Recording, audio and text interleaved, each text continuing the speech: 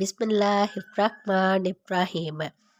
हज़रत अबू शुरैह ख़ज़ाई रज़ियल्लाहु ताला अन्हो से रिवायत है, नबी सल्लल्लाहु अलैहि वसल्लम ने फरमाया, जो शख्स अल्लाह पर और इसके रसूल पर ईमान रखता है, इसे चाहिए कि अपने मेहमान की इज़्ज़त करे और इसकी वाजिब मेहमानी एक दिन रात है। मेहमान के लिए अपने दोस्त मेज़बान के यहाँ इतना अरसा ठहरे रहना जायज़ नहीं कि वह मेज़बान तंगी महसूस करे।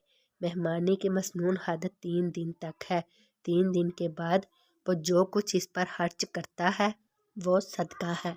सुनन इब्न माजा हदीस नंबर 3675। हज़रत उक़बा बिन आमिर जोहनी रज़ियल्लाहु ताला अन्हु से रिवायत है, उन्होंने फरमाया, हमने अल्लाह के रसूल सल्लल्लाहु अलैहि वसल्लम से अर्ज़ किया, आप हमें सरकारी अमूर की अंजामदही के लिए भेजते हैं। कुछ लोगों के पास हम ठहरते हैं तो वो हमारी मेहमानी नहीं करते। इस बारे में आप क्या फरमाते हैं?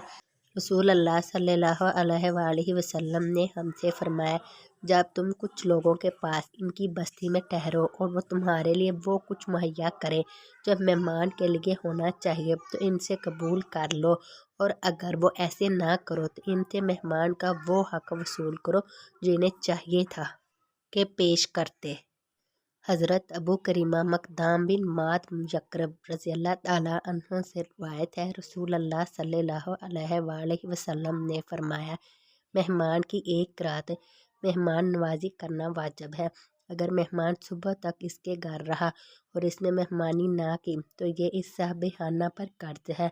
मेहमान चाहे तो इसका मुतालबा करके वसूल कर ले, चाहे तो छोड़ दे। सुनन इब्न माजा हदीस नंबर 3677। हज़रत अब्दुल्ला बिन अब्बास रज़ियल्लाहु ताला अन्हुमा से रिवायत है, रसूल अल्लाह सल्लल्लाहु अलैहि वसल्लम ने फरमाया, जिस शख्स की 2 बेटियां जवान हो जाएं और वो इनसे इस वक्त तक अच्छा सलूक करता रहे जब तक कि वो इसके साथ रहें या जब तक वो इसे जन्नत में ज़रूर दाखिल कर देंगी। सुनन इब्न माजा हदीस नंबर 3670। हज़रत अबू शुरैह ख़ज़ाई रज़ियल्लाहु ताला अन्हु से रिवायत है, नबी सल्लल्लाहु अलैहि वसल्लम ने फरमाया, जो शख्स अल्लाह पर और आखिरत पर ईमान रखता है तो इसे चाहिए कि अपने पड़ोसी से अच्छा सलूक करे।